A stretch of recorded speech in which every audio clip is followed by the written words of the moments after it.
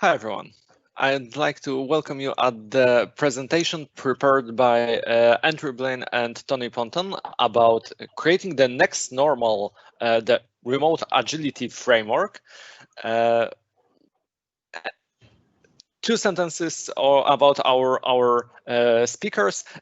Andrew is a founder of Remote Agility Framework, the world's first framework for effective remote working, and elaborate.com.au, Australia's leading clean agile consultancy. He's an experienced technical leader with expertise in strategy, organizational design, complex facilitation, and adaptive leadership.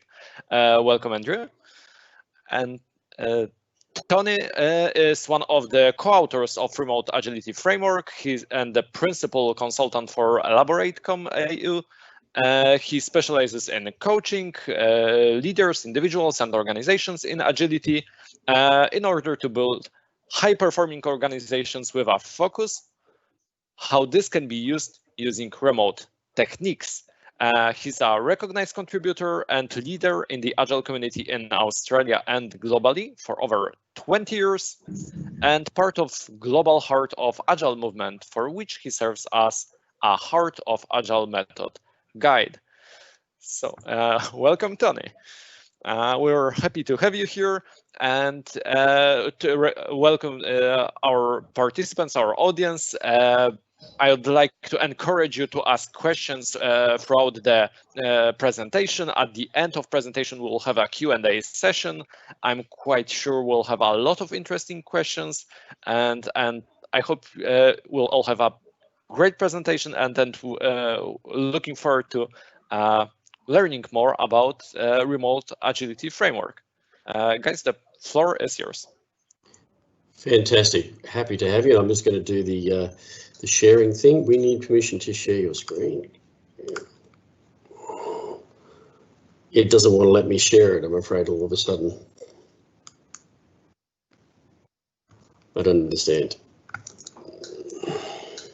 Certainly worked about 5 minutes ago. It worked 5 minutes ago. I don't understand. I'm looking now. Well, while you're doing that, Tony, I might introduce myself. So, yeah, thank you very much to Agile Z-Days for having us. It's our privilege to be here. You've all been really helpful over the last couple of weeks in terms of getting us set up. So thanks to Ksenia, to Ivan, to Lucas, to Oksana, to Anastasia, and to Ekaterina. It's been really easy working with you. So thanks for that. What we're going to talk to you about today is Remote AF, which we believe is the world's first framework for effective remote working. We're both co-creators of the framework, and we'll lead off with a little bit about why we've built this framework and why we think it's important. So it looks like we got it working, Andrew. Yeah, well done. Nice. So if you click through to the next slide,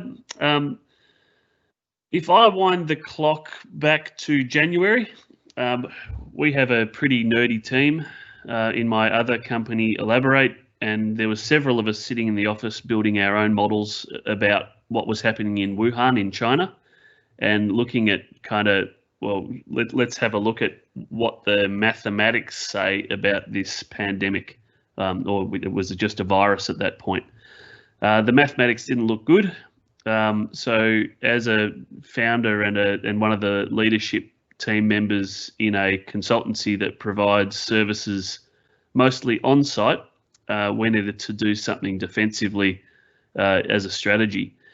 But more importantly, for the last probably 2 or 3 years, and particularly given the recent fires that we had up the eastern seaboard of Australia, many of us in the organisation had developed a bit of a passion about shifting our focus away just from trying to build great organisations with high performance teams and really good agile operating models, to extending that to try and have a bit of an impact on the world from a sustainability perspective. And when we saw this pandemic coming, we thought, well, lots of people are going to need to work remotely. There's going to be a lot of capital that flows towards that idea. So there'll be financial capital flowing into remote working solutions, but there's also going to be all this intellectual capital flowing in. So teachers are going to be teaching kids how to learn remotely. Students are going to learn how to learn remotely. Adults of all ages are going to learn how to use digital workplace tools. And it felt like a once in a lifetime opportunity to take the stuff that we've been trying to do and also have a bigger impact. And that comes back to why this idea of why remote working and why we want to make this sustainable into the future.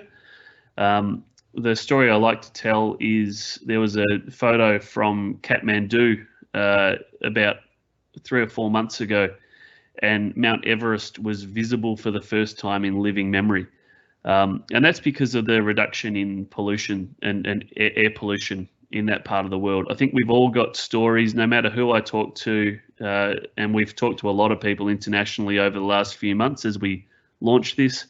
There's lots of amazing stories about how the environment is being renewed by the changes in human movement patterns.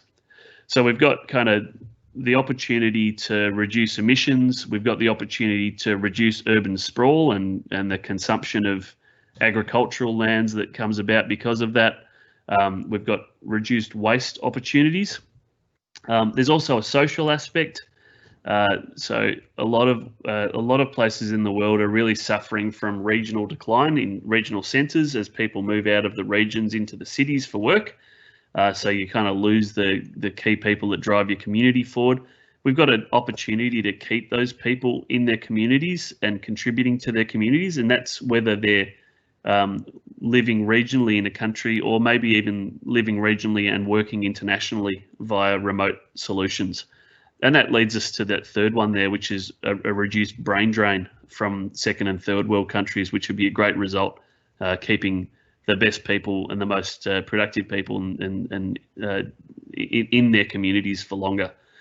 And finally, commercially, there's some really great benefits for companies. It does cost a lot to keep people in offices. Geography can be a constraint on your ability to access talent, particularly if you're in sort of harder to get to places. And finally, we are seeing a lot of organisations experiencing higher engagement as a result of remote working. So there's all these amazing benefits that you can unlock if you do it properly. There are some challenges as well, and that's what we're really focused in on with this framework. How do we gain access to all these benefits for the companies that pursue it, while also solving some of the really key challenges? So making sure that we don't shift the sustainability burden from the corporate office to the home office, making sure that we don't move the responsibility for occupational health and safety, ergonomics, and just general safety out of corporate spend and into personal spend. How do we make sure that we're providing equitable working relationships for people who might be renting with lots of people in a house, or might have carers needs for young people, or for the aged, or for special needs people? How do we make sure that we're not exposed, that we're at least aware that remote working can increase the incidence and the severity of domestic and family violence? And finally, for leaders, a lot of people, particularly those leaders who relied on control as a mechanism to lead people, are finding it really difficult at the moment. And people who have been in those relationships where they're being told exactly what to do all the time find it pretty difficult to rise to the challenge when they don't have someone sitting on their shoulder. So yeah, the aim of this framework is to unlock the stuff at the top by solving the stuff at the bottom, or helping to solve the stuff at the bottom. So what I'll do now is give you a very quick introduction to the framework, and I want to spend a whole lot of time on this because we do want to save time for questions. We're always available. If you're interested in learning more, then join us at www.remoteaf.co. And we'll add you to the community, and we can have a bit of a chat about what we're doing and how you might be able to help. So yeah, the framework itself, the framework's very much built on the idea of teaming patterns. Over the last couple of decades, Tony, I, and several other authors of the framework have worked with remote, distributed, and on-site teams. And what we've seen over the journey is that there's every team is different, but you can kind of put teams into buckets of sort. There are operations teams in every organisation that's producing revenue. So these are the teams in the organisation that run the business. They respond to customer demand. They fix things. They fulfill things. They make sure customer orders are handled. They bill customers. They make sure invoices get out and they're paid. So those teams have a particular archetype. There's demand that comes in. The demand is a little bit lumpy. It can be seasonal, and they have to respond to that demand. We've also got product teams, and these are more the custodians of change for an organisation. So it might be technology change, it might be regulatory change, it might be product or service change, it might be process change. But these are teams that basically introduce new things into operations for the organisation. And that's a different mode of work, because with that sort of work, you have a loose plan that you're following. And what you'd need to do is slice that work up into meaningful, valuable chunks and deliver that incrementally into the operations part of the business. Some product teams are DevOps teams, particularly in technology. So they will be doing both the development of the change and also the run of the change. But they also need to interact with pure operations teams that that are set up to be efficient and really run things very lean. The third type is the mission team. Mission teams is something that we've used over the last 5 years as an organisation for those really novel things. So when you're trying to do something new, interesting, innovative, you basically need to take yourself out of the sort of the process controls and the heavy risk and governance frameworks that the rest of the organisation is, so that you can have the freedom and the unconstrained environment that you need in order for innovation to flourish. So this could be an R&D team. It could be a team like the Remote AF team, which was launched separately to our consulting business, because we just knew that we wouldn't be able to get this thing up and running with all the demands that the rest of the business puts on people. So they're the three team archetypes. We have a second layer, which is team of teams. So this is a reference to General Stan McChrystal's work. But basically, organisations of any scale have teams that need to work together in order to do things. So at the team of teams level, we have patterns for how you plan together, how you ensure that you're demonstrating progress regularly, how do you visualize several aspects of the system through the virtual abaya, which Tony will talk about in a little bit. How do you launch teams of teams, and how you and basically how you design the teaming models within the team of teams to make communications effective. And finally, at the enterprise layer, we've got interesting, useful patterns for enterprises to tackle strategy, to tackle operating model design, to surface the information that senior leaders need in order to make effective decisions through the enterprise virtual abaya, to monitor the progress against strategy and intervene in the right place, to govern the system. So Tony will also talk about the pillars of remote governance. And finally, remote leadership patterns. So how do you lead effectively in the remote environment? It's a modular framework. You should be able to pick up any of the piece of this framework and use it in pretty much any context, is how we've designed it.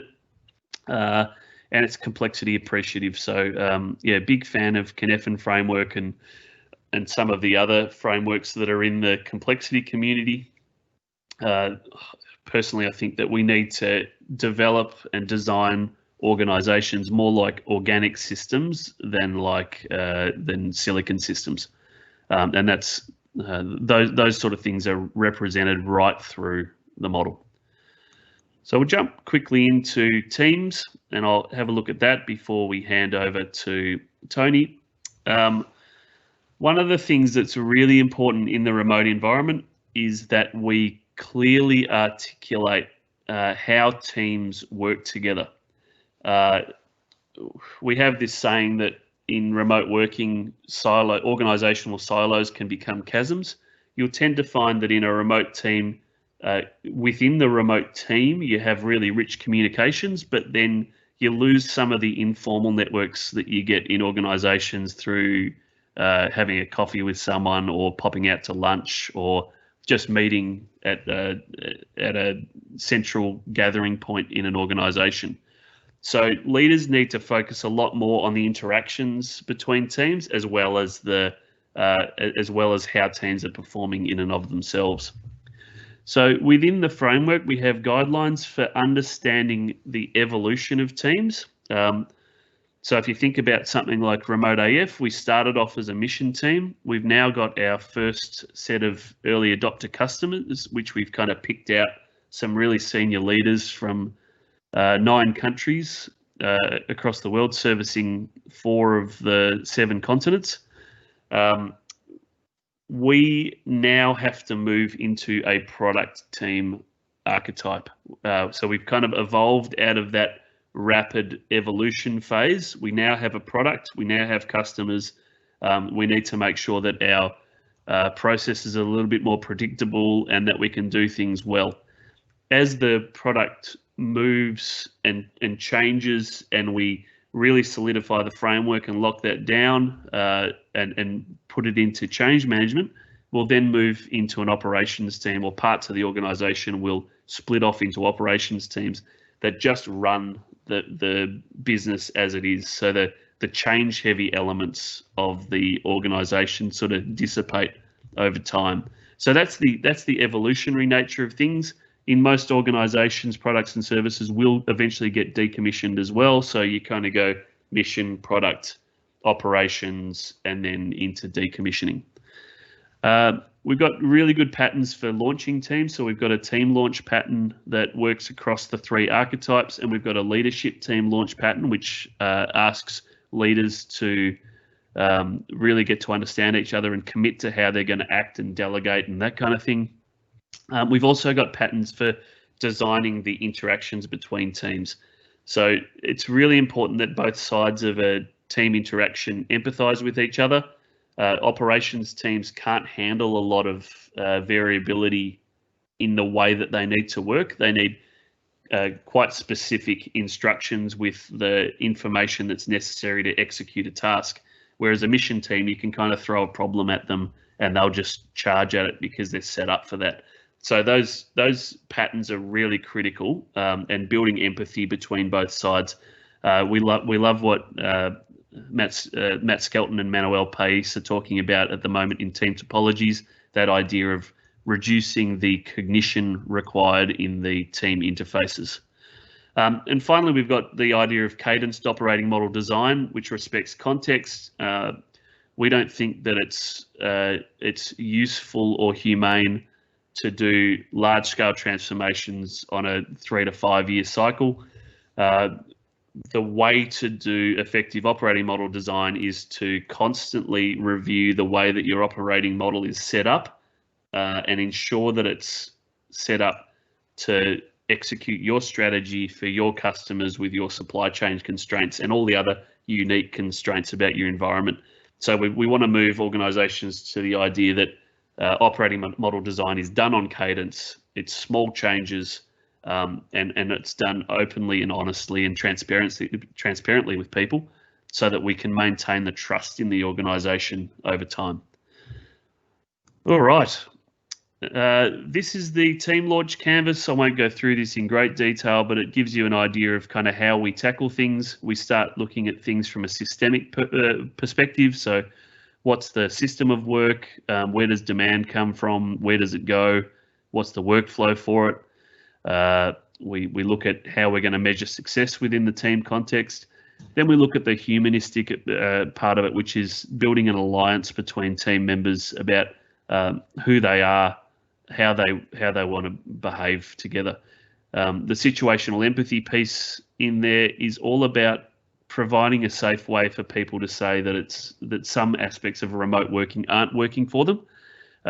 It needs to be really delicately facilitated because there are some people in dangerous situations at the moment. It's been carefully designed with some experts in the mental health community and the domestic violence and family violence community, just to try and surface some of that stuff in a safe way. And then finally, we have a section to think about the operational cadence that a team wants to go through, and to really focus on how do you develop events that are actually going to work for remote. So don't just go, all right, I was doing a stand-up for 15 minutes every morning. I'm now going to do a stand-up for 15 minutes on Zoom. You have new constraints, but you also have new opportunities. So sitting with your events for a little bit and really thinking about how you're going to do them differently can be hugely beneficial for organisations. So now I'll hand over to Tony, who's going to take you through remote governance and the virtual obeyer. Thank you, Andrew. So yeah, we'll jump into remote governance. So remote governance is one of those things. So as we dig deeper into the system, we want to think about how we actually govern this system of work. So when we talk about governance in this context, we're not talking about PMOs, we're not talking about projects, we're not talking about that type of governance that you would normally associate to those. We're talking about governing the system of work holistically. And what we know, we have the remote AF pillars, which are really the meta frames of very successful organizations that work in agility and have a remote presence, have these pillars. So looking at the pillars and digging a little deeper into them, the first is radical transparency, which is, really not a new concept. Steve Denning really brought that to the fore with his book. But radical transparency is something that, agility has been applying for a very long time, as such as lean as well. And radical transparency is very, very important in terms of when we move into remote, right? We're moving into what we call digitality. That's the, known as living in a condition of the digital environment, and that's where we're moving when we move into remote. So if we think about that, how do we do things like obeyer concepts? So we talk about the virtual obeyer, right? So a virtual obeyer, or those constructs, as agilists and lean practitioners over the years, you'll have had the big rooms with the big program boards and the cards on them, and you'll have had, one for the program, and you may have had one for your project, and etc. The only trouble is you can't do that when we move into remote, because we've moved from that physical environment. So what we look at in terms of that is how can we radiate that information using a thing called the virtual obeyer. I'll dig deeper with that. I'll give you a little bit more about the virtual obeyer shortly. The other thing that we want to think about, if we're going to do that radical transparency, right, we're really looking at, okay, that collaborative dynamic planning that comes with all hands planning that allows you to bring everyone together as you would once in physicality. The only thing is you can't do what you physically did, right? So how do we move from physicality to digitality? And so we want to look at how we can do that using some of the great tools that we have, in the digital environment. Strategy whiteboards is one of those types of things, right? So when you're talking about that radical transparency, we still have to take, the decomposition of your strategy and link it to the intent, so that everybody actually understands what the work is that you're trying to achieve. You call that the janitor theory, right? So if you remember JFK, he went to NASA and he asked the janitor, what do you do for a job? And he said, I help put people on the moon. The reality is everybody in the organisation should have a really clear view of what your strategic intent is, so that the work aligns. This becomes harder, obviously, as we move into digitality. And as Andrew said before, if you don't have this transparency, then you have your silos becoming chasms. And we do that by thinking about how do we digitize the workflow, that visualization of your data and your work and your flow, so that everybody can see the information from the janitor to the CEO. When we talk about that, there's an inherent leadership that we need to look at. Leaders in this particular environment at the moment are taking a pretty big hit. I understand, moving into remote, we're happy to put everybody into remote as quickly as we could, and everybody's working remote, and most people, sort of swung around to that okay. But leaders are really having to think about how they change their work, because they're in multiple meetings. People aren't where they can see them, and they're wondering how they do that, right? So we talk about being very purposeful in your design in remote AF. And so we talk about the communication design is really that amplified communication, making sure that your availability for team one-on-ones, what's asynchronous that we can do versus synchronous, because you don't have to be in every meeting. And, that's thinking about what you can actually push out easily. Delegation design. So thinking about the decision-making guide rails. Now, intent-based leadership, that's, really a hark back to David Marquet and his work, and thinking about how we can push the autonomy down while still holding on to those levers that we necessarily need to whilst we're working in a remote and a hybrid environment. And understanding as we go, you'll be able to release more and more of those levers as your people start to understand what they can and they can't escalate, right? So think about it. There's a term out there at the moment which is called bored out. And bored out's really about the fact that your people are waiting. They're actually in learned helplessness, as Andrew mentioned before. And that learned helplessness becomes very, very high when they don't understand the guide rails of where they can move and shape in terms of decisions that they need to make. So we need to be really clear and consistent in that messaging that we give our teams and our people so that they understand what they need to do. And then there's the intervention design. And we talk about the ability of this situation when we're looking at remote governance, is allowing early interventions. And to do that, we really need to be clearing the blockers and directing the effort. And that's not new, but it's actually more poignant right at this moment in time, because when people are sitting at home and they're blocked from their work, then how do they get it done, right? And if you think of Jack Welch, the leader of GE's famous quote is, as a leader, what's my job? My job's to get my people enabled and get the hell out of the way so they can get their work done. And that becomes even more important as we move into this era of digitality. Right, so when we think about that, that's really underpinned by the system of work in totality. Right, we have to think about our system of work. When we move into hybrid, remote-ish, as we call it, or remote working, it's about what are our virtual workspaces. How do we design those virtual workspaces so that people actually can get their work done? Remember, our home is in our work and our work is in our home now.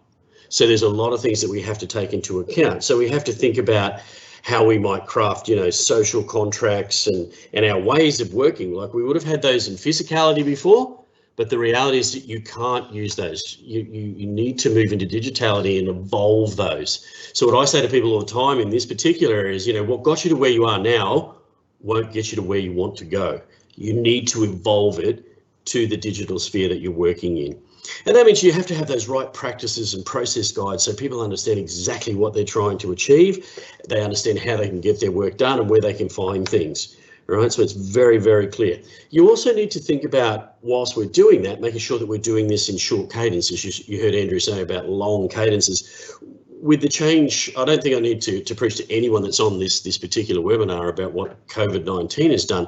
And the reality of that is that things change very fast at this moment in time. VUCA is more important in this world than ever. So the shorter cadences means we need to be really designing fit for purpose and allowing ourselves to make those interventions as we quickly can. That brings us to thinking about, we actually have to design this purposefully. And we use that purposeful design motto a lot within remote AF. And we really want to make it fit for humans, right? So when we're talking about fit for humans, that's also understanding this is not just a mechanistic set of processes and practices. This is humanistic.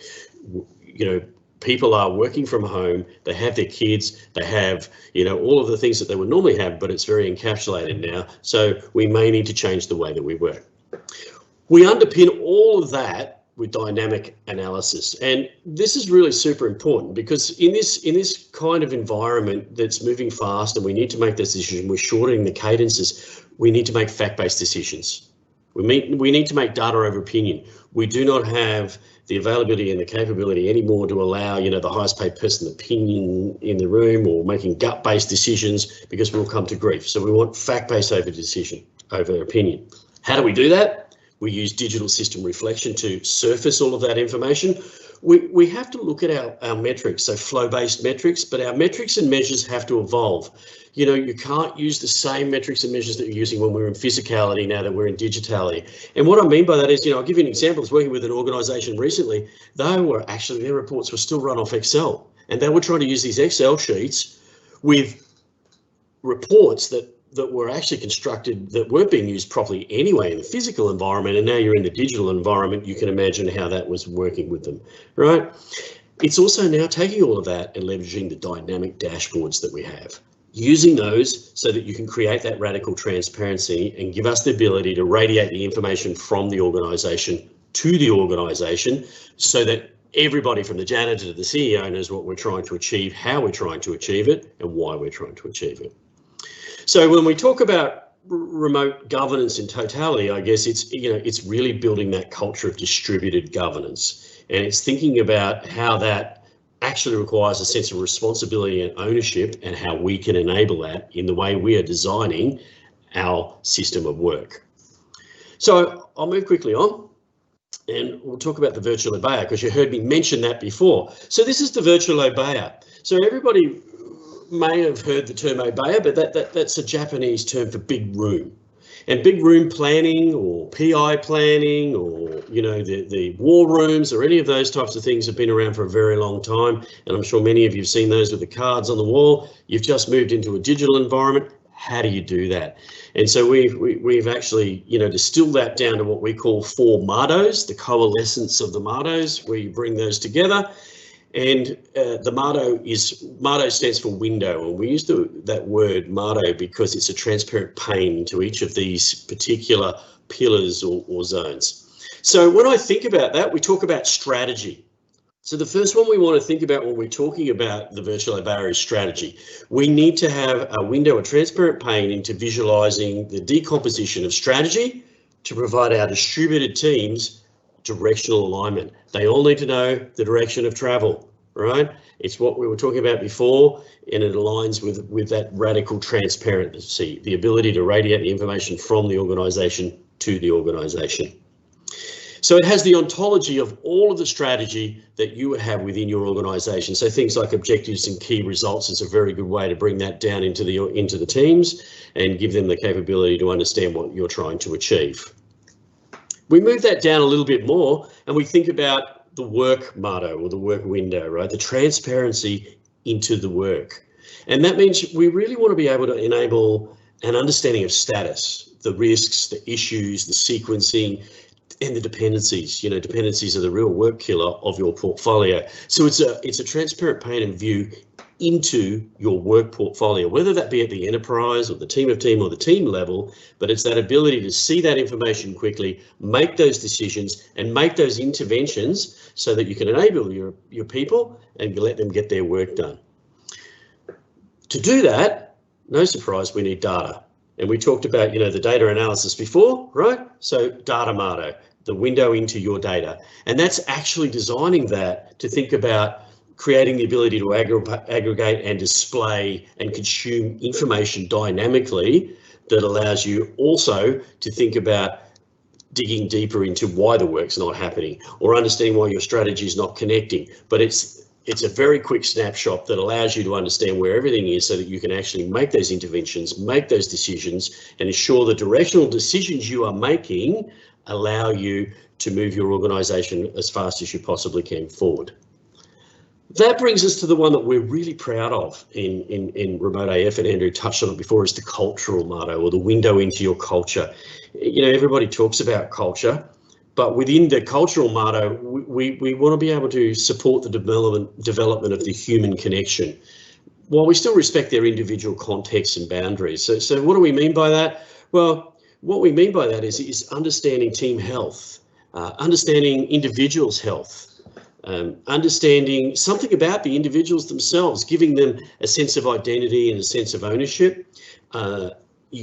There are mechanisms provided within this also to understand that, you know, if things aren't going so right, we talked a little bit about, you know, the domestic violence, etc. Remember, as I said before, your work is in your home and your home is in your work, and that sounds like a really kitsch thing to say, but the reality of that is we now have, as organisations and leaders, we actually have a responsibility to think about that because it is our people's workplace.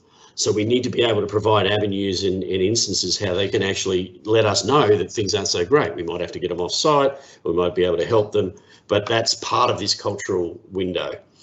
So when I talk about that, all in one go, that means that, the digital obeyer room is your central source of information. It allows you to radiate information from the organisation to the organisation, and it gives you that autonomy and alignment. So really good for me to sit here and go, oh, well, that's what it should be. Is it really alive and well? Well, this is one that we have actually built at Remote AF and we're using.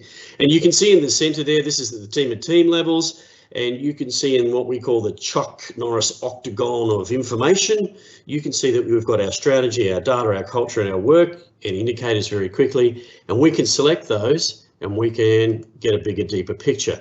And as you can see, this is a bigger, deeper picture of one of those where we're looking into the teams. So we can understand the risk. We're looking at the quality. We can see experiments. We can see the predictability based on our flow metrics. And if we want to really dig deep into the workflow of it, we can see the team's boards. We can see their risks, their actions, and how their prioritisation. Digging a little deeper into it, I want to go a little deeper into it, and I want to go into the culture one because this is something that we're really very proud of as well. But we talk about the identity. So if you want to dig into the culture there, you can see the personal growth, well-being, those mechanisms that allow them to actually allow us to understand where they're at. Also, there's something when we launch the teams, as Andrew showed you before, the team launch, we have what we call story.us and story.me, which is about giving them identity of team and identity of person.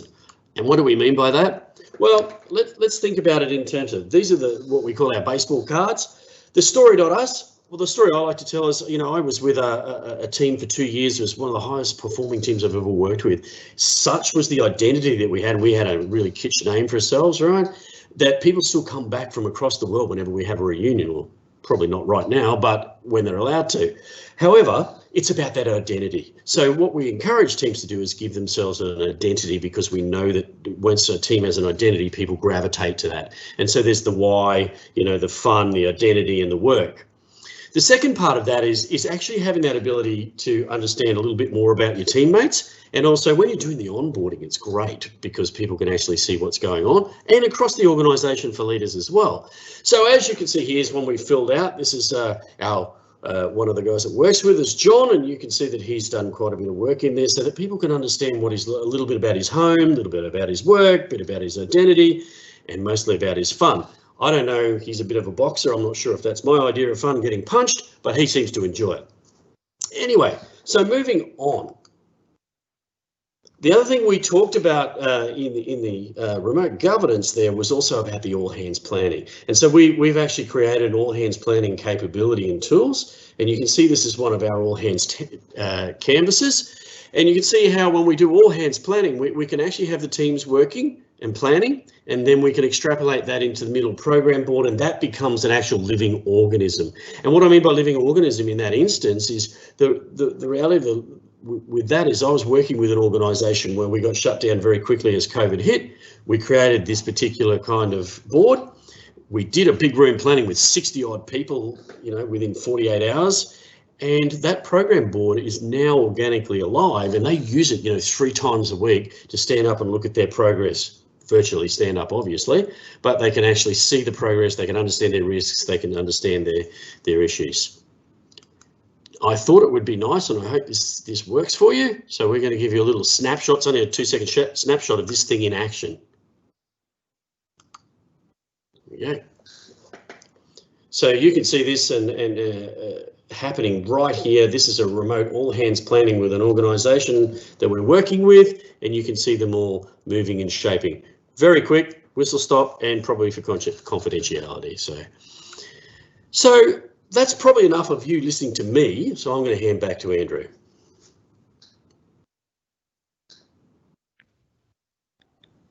Yep. So the final thing that we'll really quickly run through is how we tackle strategy and what we call the workplace future perspective.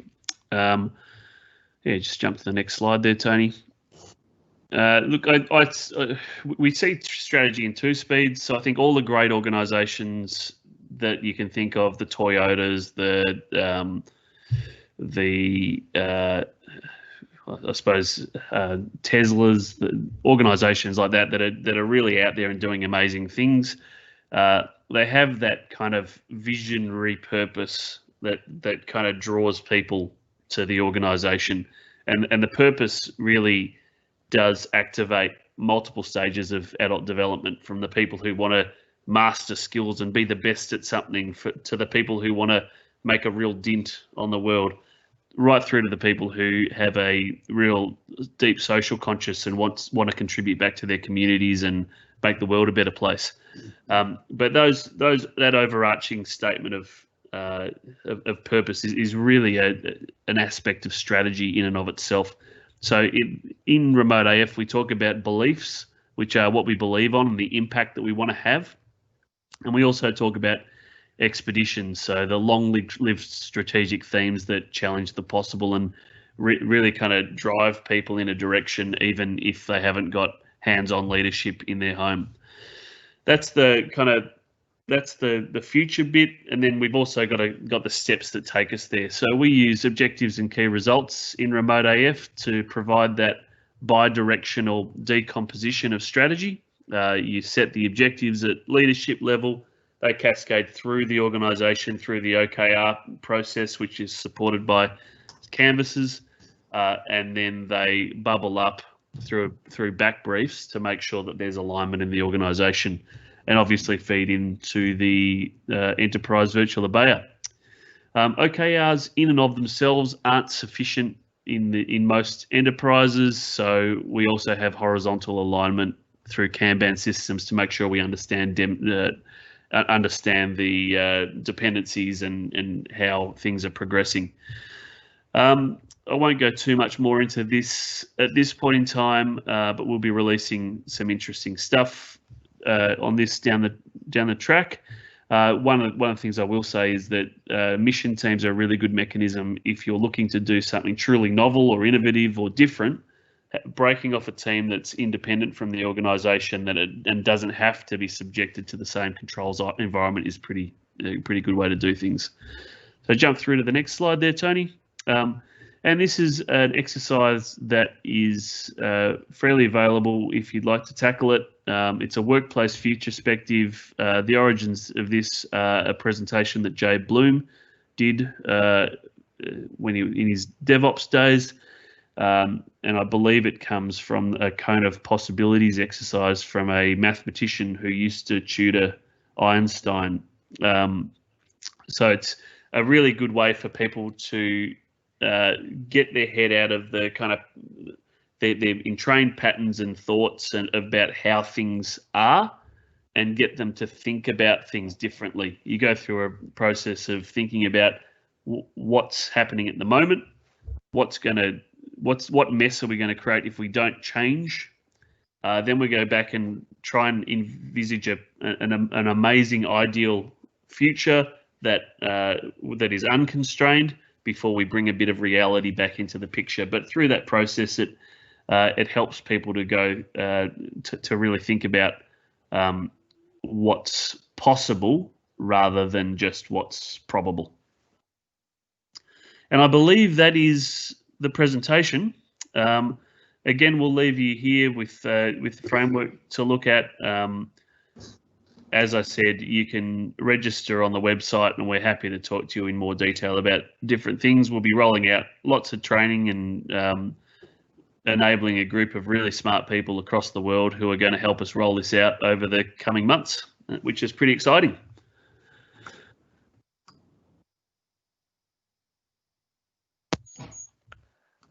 Thank you very much, Tony. Thank you very much, Andrew. And with that, I believe we're ready for the question and answer session. So far, we do not have any questions posted yet. Feel free to post your questions right now, and we'll be more than happy to have a short discussion. also, in the meantime, I will share the link with all of you as an announcement in the chat, where you'll have a link to this particular talk from the Community Z platform. It allows participants to provide feedback on the presentation, but also ask questions if you come up with additional questions after we'll disconnect. And hopefully Andrew and Tony will find some time to answer your questions as well in the comment section under the description of the presentation. And yeah, we're ready if you've got any questions. I have also received an information that we've got quite a lot of participants, so I know that the silence is not caused by concern like that. However, if there are no questions at the moment, perhaps you covered the topic so well that everything is crystal clear. Personally, I'd love to learn more later on as well. I'm quite interested in how this might work with my teams, and yeah, the entire framework looks really fascinating. We'd be happy to talk to anyone. Don't hesitate to reach out to us. You can find us at the remoteaf.co, or if you're looking on LinkedIn, you can find Andrew or I or Remote AF on LinkedIn. Please don't hesitate, reach out to us. We'd love to have you as part of the community. And if you wanted to take it further, we're really looking for people to adopt this as well. Thank you very much. Andrew, did you want to add something? Oh, no, I was just saying I like no questions. Okay. Yeah. Okay. If we don't have any questions, I would like to thank you very much for sharing with us. The presentation was really amazing. I wanted to also thank our participants for spending time with us and for listening about Remote Agility Framework. And I'd like to invite all of you for our next presentations. We'll start the next one in just 13 minutes. So I hope you'll have the wonderful day. And yeah, once again, thank you very much. Thanks, everyone. Thank you.